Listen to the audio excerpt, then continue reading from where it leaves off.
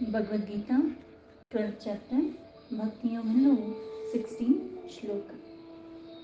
అనపేక్షః శుచిర్దక్షః ఉదాసీనో గతవ్యతః సర్వారంభ పరిత్యాగి యో మద్భక్తః స మే ప్రియః. వాస్తవానికి మనుష్యులు ఏదో ఒకటి మన జీవితంలో జరిగే వాటికి బాధకు సంతోషానికి కొంచెం పరిమితికి మించి కూడా మనము కృంగిపోవటము, ఆనందపడటం, అతిగా చేయటం అనేది సర్వసాధారణము. గౌరవం లభించినప్పుడు ఒకలాగా, అవమానం జరిగినప్పుడు ఒకలాగా. ఎందుకంటే ఎక్కడో ఒకక్కడ రాగం ఉంటుంది. ఇక్కడ ఈ శ్లోకాల్లో విశేషంగా చెప్పేది ఏంటి అంటే అనపేక్ష, అంటే ఈ ప్రపంచంలో ఎలా అయితే భౌతికంగా ఏమవుతుంటుందంటే బంధనాలు ఉన్నాయి, అలాగే మన చుట్టూ కొంతమందితో కలిసి మనం నివసిస్తూ ఉన్నాము. అయితే ఈ ప్రపంచంలో ఉంటూ కూడా ఆ ప్రాపంచికమైన భోగాల పట్ల ఆసక్తి లేకుండా ఉండగలగటం మనం నేర్చుకోవాలి. ఎందుకు? రాగం ఉంది అంటే బాధ ఉంటుంది. ఒక దాని మీద ఆసక్తి ఉందంటే దాని మీద మమకారం పెంచుకుంటూ పోతూ ఉంటే ఏమవుతుంది? కాలానుగుణంగా అది మనకి దూరమైనా, లేకపోతే నాకు దాని మీద మమకారం ఉంది కానీ ఆ బంధనంలో ఉన్న వాళ్ళకు మన మీద లేనప్పుడు మనకి ఇంకా బాధ అనిపిస్తుంది. నేను ఇంతలాగా ప్రేమని చూపిస్తున్నానే, ఇంతలా చేసి పెడుతున్నానే, అది ఎందుకు నాకు మళ్ళీ తిరిగి ఇవ్వట్లేదు? ఎందుకు? నేను అక్కడి నుంచి కోరుకుంటున్నాను కాబట్టి అప్పుడు నాకు బాధ పెరిగిపోతూ ఉంటుంది.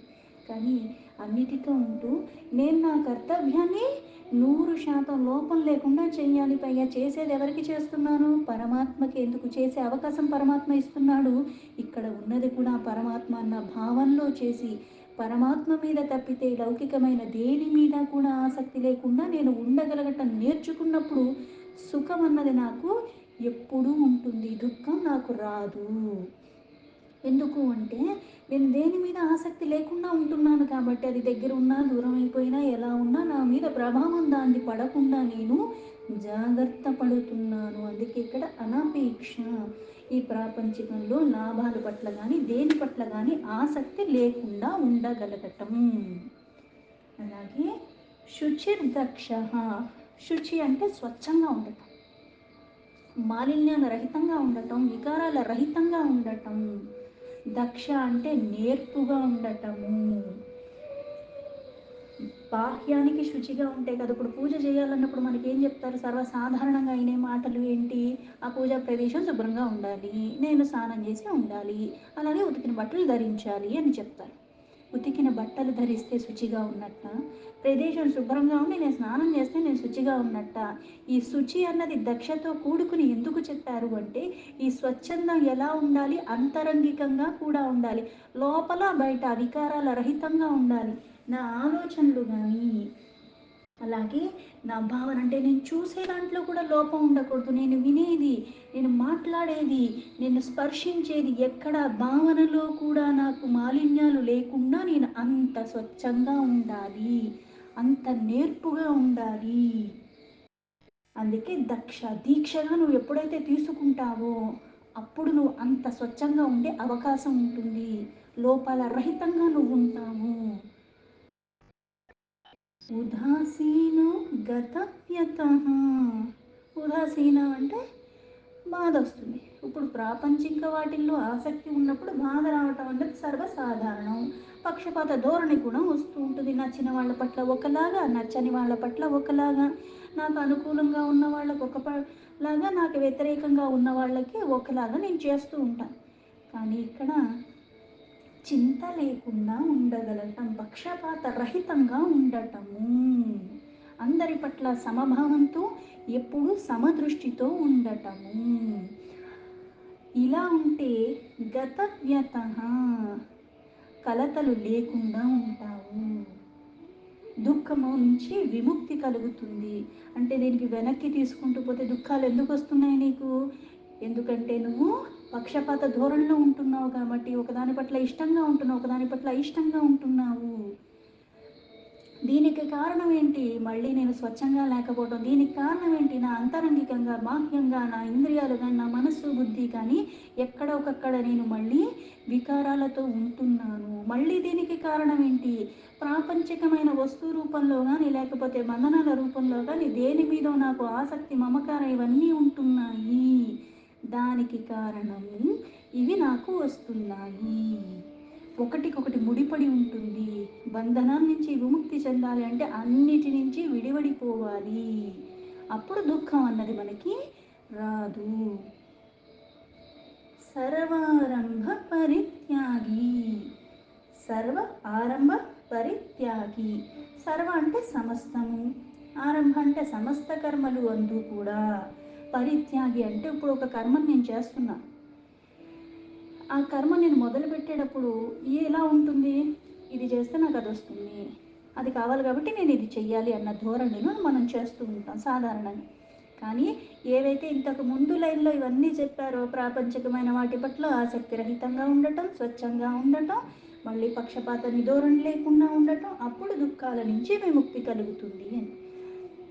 ఇవన్నీ కలగాలి అంటే నేను ఏ కార్యాన్ని మొదలుపెట్టినా, నేను ఏ ప్రయత్నాన్ని మొదలుపెట్టినా సరే దాని ఫలితం గురించి కానీ, వచ్చే లాభ నష్టాల గురించి కానీ చింతన చెయ్యకుండా, నేను చేసే దాంట్లో లోపం లేకుండా భావయుక్తంగా సర్వము పరమాత్మకే అన్న భావనతో సమర్పణ చేస్తూ నేను శక్తి కొలది యోగ్యతతో దాన్ని చక్కగా చేస్తాను అన్నదే ఆలోచించాలి. అందుకే ప్రయత్నం ఏది మొదలుపెట్టినా సరే దాని ఫలితాల రూపంలో కానీ, దాని తర్వాత ఏమవుతుంది పరిణామం అని కానీ అది ఊహించకుండా అన్నీ పరిత్యాజించి అప్పుడు నువ్వు మొదలు పెట్టాలి.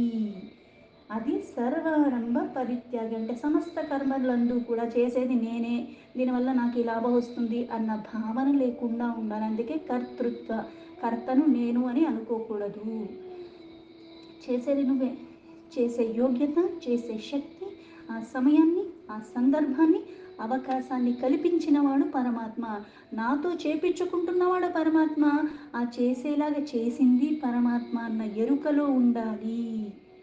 ఇలా ఉన్నవాడు యో మద్భక్తస్ అంటే ఎవరైతే ఇంత భావనలో ఉండి చేస్తున్నారో వాళ్ళు నా భక్తులు. నా భక్తులే కాకుండా అటువంటి భక్తులు సమే నాకు చాలా ప్రియమైన వాళ్ళు అని చెప్తున్నాడు. శ్లోకానికి యథాతథా మీనింగ్ తీసుకుంటే అనపేక్ష శుచిర్దక్ష ఉదాసీనో గతవ్యత సర్వారంభ పరిత్యాగి యో మద్భక్త సమే ప్రియః.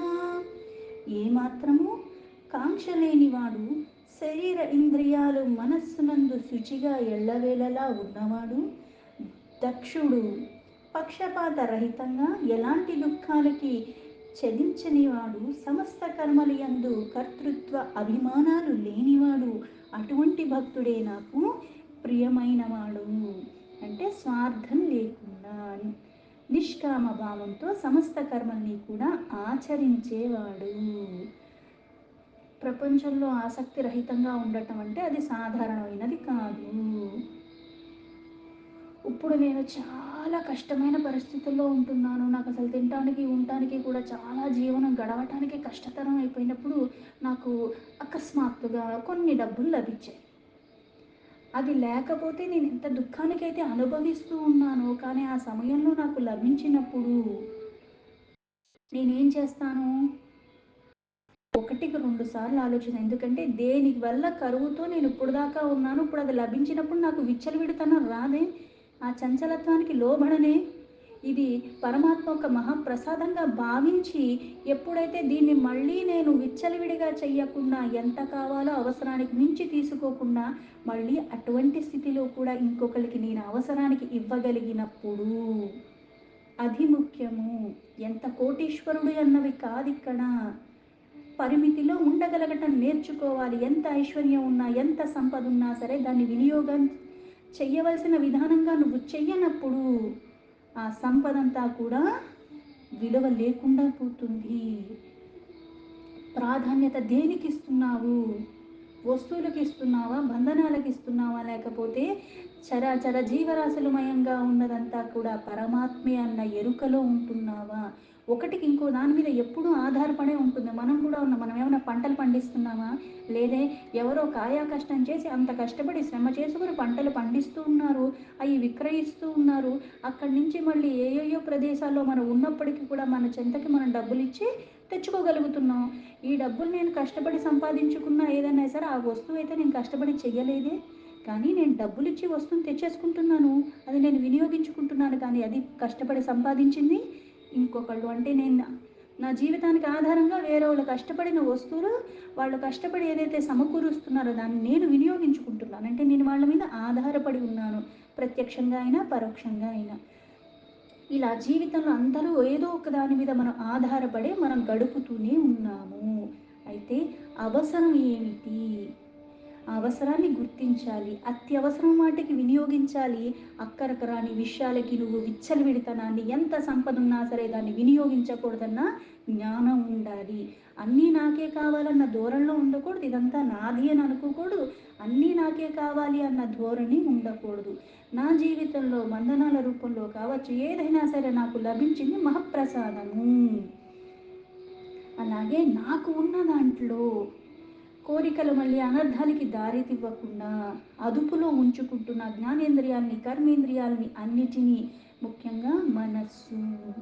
ఆ కోరిక పుట్టడం అన్నది సహజం. కాకపోతే దాన్ని ఎక్కడ అణచాలో, మాయకు నేను లోబడకుండా ఉండాలి. నేను పరమాత్మ మీద ఆధారపడి ఉన్నానన్న విషయాన్ని ఎప్పుడూ గుర్తించుకోవాలి. ప్రపంచమంతా కూడా ఆయన మీద ఆధారపడి ఉంది. వస్తువులకి, భోగాలకి నేను ఎప్పుడైతే మక్కువ చూపిస్తున్నానో నేను మళ్ళీ ఆ జ్ఞానానికి వశమైపోతున్నాను. జ్ఞానానికి దూరమైపోతున్నాను. ప్రపంచంలో ఈ వస్తువులు శాశ్వతం కాదు. అలాగే సుఖం కానీ, దుఃఖం కానీ ఏది కూడా శాశ్వతం కాదు. ఇవన్నీ వస్తువు లేకపోతే నాకు బాధ కలుగుతుందేమో, నాకు దుఃఖం కలుగుతుందేమో అని నాకు అనిపించవచ్చు. కాకపోతే అది లేకపోయినా నాకు ఆనందం దూరం కాదు. అది అవాస్తవం. మానసిక ఆనందం, ఆ తృప్తి అన్నది ఉండాలి మనకి. లేకపోతే అవన్నీ మనకి దుఃఖాలే కొని తెస్తూ ఉంటాయి. చాదస్తంగా ఉండమని చెప్పలే, శుభ్రంగా ఉండమని చెప్పారు. లోపల బయట కూడా శరీరము, ఈ జ్ఞానేంద్రియాలు, కర్మేంద్రియాలతో కూడుకుని నా మనస్సు, నా వాక్కు, అవన్నీ కూడా ఎలా అయితే సుగంధ ద్రవ్యాలు వాసన అన్నది ఇక్కడ పెడితే అగరబత్తి ఎక్కడికో వాసన వస్తూ ఉంటుంది. నేను అలా ఉండాలి. ఆ మనస్సు చెడు ఆలోచనలు లేకుండా, దుర్మార్గమైన ఆలోచనలు లేకుండా, ఒకళ్ళకి ఏదైనా మంచి జరుగుతుందంటే నేను కుళ్ళుకోకుండా ఉండాలి. శరీరం శుభ్రం అంటే అది. మానసికంగా కూడా మాలిన్యాలు లేకుండా నేను ఉండాలి. ఆలోచనలో కూడా ఒకళ్ళు ఎదుగుతుంటే నేను ఆనందపడాలి. అలాగే నిష్కల్మషంగా నేనెప్పుడు ధార్మికమైన చింతనతో నా జీవనాన్ని గడపాలి. ఆ మనస్సు ధార్మికంగా ఉండటానికి నేను కొన్ని సాధనల రూపంలో నిత్యం చేసుకోవాలి. లేకపోతే మళ్ళీ చంచలత్వం వస్తుంది. నేను పవిత్రంగా ఉండాలంటే ఇన్ని చేసుకోవాలి. ఎందుకంటే పుట్టుకతో నేను జ్ఞానిని కాదు అన్న వాస్తవాన్ని తెలుసుకోవాలి. కొన్ని కొన్ని సంపర్కాల వల్ల మళ్ళీ నాకు అజ్ఞానం అన్నది వస్తుంది. అందుకే కాంక్షారహితంగా, ఆసక్తి రహితంగా, అంటే వాసనలు వదులుకోవటము, స్పృహలో ఉండి ఇష్టంగా వదులుకోవాలి. పూర్ణంగా పరమాత్మ మీద కోరికతో ఉన్నప్పుడే ఆ కాంక్షారహిత స్థితికి మనం వెళ్ళగలము. అవసరాలు అందరికీ ఉంటాయి. గాలి పీల్చకపోతే చచ్చిపోతాను, అది వాస్తవం. ఆహారం తినకపోతే నేను చిక్కిపోతాను, అది వాస్తవం. కాకపోతే పరమన్నము, బిర్యానీలు అక్కర్లేదే రోజు. ఆ ఆకలేసినప్పుడు కొంచెం ఏదో ఒకటి పట్టుమని అన్నం దొరికితే చాలు. తాగటానికి దాహం వేసినప్పుడు నీళ్లు దొరికితే చాలు. జ్యూసులు, కొబ్బరి బొండాలు ఇట్లాంటివి నాకు కావాలి అని కూర్చునే అంత అజ్ఞానంలో ఉండకూడదు. మహాప్రసాదం. నా జీవితంలో నాకు అన్ని అందుబాటులో ఇచ్చాడు పరమాత్మ. వాస్తవాన్ని గుర్తించుకోవాలి. నేను చేసే ప్రతి క్రియ కూడా ప్రారంధం అనుసారంగా సాగిపోతూ ఉంది. అందుకే మనోవాక్కాయముల ద్వారా జరిగే క్రియలు, మనం ఎప్పుడు ఏ కర్మ చేసినా సరే ఈ శరీరంతో చేస్తున్నాం, మనస్సుతో చేస్తున్నాము. అలాగే వాక్కుల ద్వారా, మాటల ద్వారా చేస్తున్నాము. నా కాళ్ళు చేతులు ఈ శరీరం ద్వారా చేస్తున్నాను. ఈ మూడు వాడటం వల్ల మూడు రకాల పాపాలు మనకి వస్తూనే ఉంటాయి. పాపాలు రాకుండా ఉండాలంటే ఇంతలాగా నేను బాహ్యానికి అంతరంగికంగా శుచిగా ఉంటేనే, ఎటువంటి కోరిక లేకుండా, ఆసక్తి రహితంగా ఉంటే, సంకల్పంలో కూడా నేనంత సహజంగా ఇవి అలవర్చుకుంటేనే అప్పుడు వాటికి నేను అతీతంగా ఉండగలను. అప్పుడు ఆటంకాలన్నవి నాకు జీవనంలో ఎక్కడా ఉండవు. పవిత్రత అంటే ఏంటి అంటే పరాకాష్ఠ స్థితిలో ఉండాలి మనం. ఈ శరీరేంద్రియాలు ఎప్పుడూ కూడా ఇప్పుడు చల్లగాలి వచ్చిందంటే మనకి వేడిగా కావాలనిపిస్తుంది, వేడిగా ఉందంటే చల్లగా కావాలనిపిస్తుంది. అమ్మో ఇక్కడికి వెళ్ళిపోతే ఏమన్నా అయిపోతుందేమో, ఇది చేస్తే ఏమన్నా అయిపోతుందేమో, ఈ శరీరం కష్టపడకూడదు, ఈ భోగం లేకుండా నేను బ్రతకలేను, ఇట్లాంటివి లేకుండా ఉండాలి. అందుకే మనస్సు, బుద్ధి, ఇంద్రియాలు అన్నీ కూడా మనం ఆచరించే ప్రతిదీ కూడా దర్శించేది, స్పర్శించేది పవిత్రత. మన ద్వారా కొంతమంది సత్పురుషుల్ని తాకగానే దాని ప్రభావంలో ఏమవుతుంది, మన మాలిన్యాన్ని తొలగిపోతాయి, మన ఆలోచన ఒక పరంపర మారుతూ ఉంటుంది. వాడిని దర్శించినా సరే కొంతమంది నామాలు ఎందుకు ఉచ్చరించమంటారు అంటే ఆ పవిత్రత కారణంగా నామాన్ని నువ్వు ఉచ్చరించినా సరే నీలో ఉన్న వికారాలు తొలగే అవకాశం ఉంది కాబట్టి. అందుకే మాట్లాడేటప్పుడు చెప్పవలసిన విషయాన్ని చెప్పవలసిన విధానంగానే చెప్పాలి. అలాగే ఏ ప్రదేశంలో ఉన్నావో, ఏది ఉన్నావో, గాలి, నీరు, నిప్పు అన్నీ కూడా మనల్ని పవిత్రంగా చేస్తున్నాయి. అందుకే సాంగత్యం వలన, స్పర్శ వలన, దర్శనం వలన ఇవన్నీ కూడా నాకు పవిత్రత ఇస్తున్నాయి. ఎందుకు అవి పవిత్రంగా ఉన్నాయి అంటే నేను వాడే వస్తువు పవిత్రంగా ఉండాలి, అప్పుడు నేను ఇంకా పవిత్రంగా అవుతాను. మానవ జన్మ లక్ష్యం ఏంటి అంటే కృషితో సిద్ధిని సాధించటమే. అనన్యమైన భక్తి ద్వారానే అది మళ్ళీ మనకి సులభం అవుతుంది. సర్వానికి మూలమైన పరమాత్మ, సర్వేశ్వరుడైన పరమాత్మని పొందాలి అంటే మానవ జన్మ పరమ లక్ష్యము జ్ఞానం ద్వారానే, అది భక్తి ద్వారానే సులభం అవుతుంది. భగవత్ ప్రాప్తి కోసం నిరంతరం పోరాటంలాగా మనం పాటుపడుతూనే ఉండాలి. అప్పుడు అలాగ మనం వెళ్ళగలము, అందులోనే స్థిరంగా మనం ఉండగలము. ఎలా అయితే న్యాయస్థానంలో సాక్ష్యం చెప్తాము, సాక్ష్యం న్యాయస్థానంలో చెప్పేటప్పుడు ఆ అధికారి ముందు ఏం చేస్తాము, అటు ఇటు రెండు వర్గాల వారు తర్కించుకునే వివాదాలు ఇవన్నీ జరుగుతూ ఉంటాయి, తర్వాత తీర్పిస్తాడు. అలాగే కొన్ని కొన్ని సందర్భంలో కుటుంబ సభ్యులు కానీ, బంధువులు కానీ, మిత్రులు కానీ దృష్టిలో కాస్త మేలు చెయ్యాలి, ద్వేషభావంతో కానీ ఇతర కారణాలు కూడా భేదభావం చూపించకూడదు. న్యాయానికి విరుద్ధంగా మనం ఏ పని చెయ్యకూడదు. ఇంకొకరికి కలలోనైనా కూడా హాని చెయ్యాలన్న భావన కూడా మనకి లేకుండా ఉండాలి. ఇవన్నీ మళ్ళీ దుఃఖాలకి కారణమన్న పరమ సత్యాన్ని గ్రహించాలి. అందుకే అంతఃకరణ శుద్ధి అంటారు. మనకి బాధ వచ్చినా, సంతోషం వచ్చినా, ఏదొచ్చినా సరే శరీరానికి ఆరోగ్యరీత్యా కొన్ని సమస్యలు వస్తూ ఉంటాయి. కొన్ని కొన్ని మనకి బంధనాలు కొన్ని కాలక్రమంలో కొన్ని దూరం అవుతూ ఉంటాయి.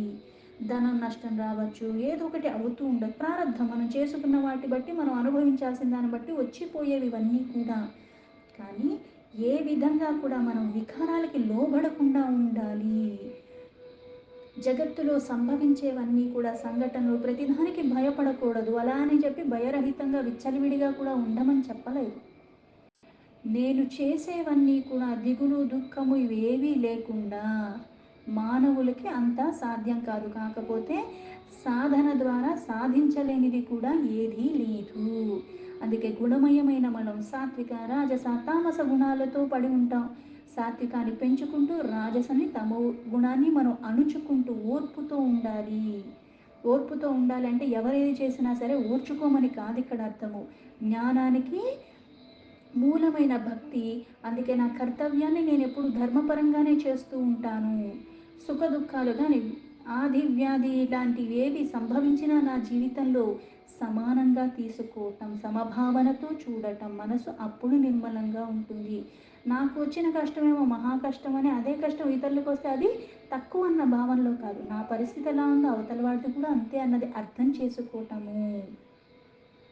అలాగే ఏది చేసినా సరే పరమాత్మకి సమర్పణ భావంతో వాళ్ళే సాధకులు. ఎందుకంటే ఆరంభం నుంచి చివరి వరకు అదే స్థితిలో ఉంటూ అన్ని పరమాత్మమయంగానే వాళ్ళు సమర్పణగా ఉంటారు. ఇది నేను చేస్తున్నానన్నది కాదు, పరమాత్మ చేసే అవకాశాన్ని ఇస్తున్నాడు. నువ్వు ఎప్పుడైతే ఒక కార్యాన్ని మొదలుపెట్టి ఆరంభం నుంచి అదే స్థితిలో ఉంటావో అప్పుడు నీకు బంధనాలు కలగవు. లేకపోతే మళ్ళీ బంధనాల్లో చిక్కుకుని పోతావు. ఈ భవబంధనాల నుంచి నువ్వు ముక్తి చెందాలి అంటే చేసే పనులకి నువ్వు ఎప్పుడూ లోబడకుండా నిష్కామ భావంగా నీ కర్మను నువ్వు చేసుకుంటూ వెళ్ళిపోవాలి. అప్పుడే నువ్వు దాని నుంచి చాలా తేలికగా బయటపడతావు. ఆసక్తి రహితంగా బంధనాలు కలగకుండా ఉండాలి. కర్మలు చేస్తావు. ఫలితాల పట్ల కానీ అన్నీ పరమాత్మకే సమర్పణ భావంతో ఏది చేసినా సరే, ఏది జరిగినా సరే మహప్రసాదంగా స్వీకరించగలగటము, అన్నీ వదిలిపెట్టగలగటము, అలా చెయ్యటము భక్తి కారణంగానే సులభమవుతుంది. ఆ భక్తి అలా ఉండాలి, అనన్యమైనది. ఎలా అయితే చెయ్యగా చెయ్యగా నైపుణ్యత వస్తుంది మనకి. మొదలు పెట్టగానే అంత నాకు లేదు, కానీ అదే క్రమంలో చెయ్యగా చెయ్యగా పరమాత్మ సేవకి అవకాశం అన్నీ పరమాత్మ కల్పిస్తున్నాడని శ్రద్ధగా సావధానంగా నేను చేసుకుంటూ వెళ్ళిపోయి నా సహజ గుణంగా నేను ఎప్పుడైతే సాత్వికాన్ని అలాగే అన్నీ సమర్పణ భావంతో ఉండగలగటం నేను అలవర్చుకోవాలి. శరణాగతి అన్నది నేను ఎప్పుడూ చేస్తూనే ఉండాలి. విశ్వాసము చింతంతా పరమాత్మ అయి ఉన్నప్పుడు కలత లేకుండా నేను ఎప్పుడూ ఉంటాను. ఎందుకు? నేను శరణు వేడుకున్నది ఆ పరమాత్మని. నా శక్తి కొలది నేను చేస్తాను. ఫలితాలు కానీ అన్నీ పరమాత్మకే సమర్పించుకుంటున్నాను. సంకల్పాల్లో కూడా, ఆలోచనలో కూడా, భావయుక్తంగా కూడా నేను పరమాత్మకే సేవ అన్న దృక్పథంలోనే నేను ఉండాలి. స్వార్థ చింతన అన్నది లేకుండా దానికి అతీతంగా నా జీవన విధానం ఉండాలి. అట్లాంటి భక్తులే శ్రేష్ఠులవుతారు. దీంతో భగవద్గీత 12 చాప్టర్ భక్తి యోగంలో 16 శ్లోక సంపూర్ణం.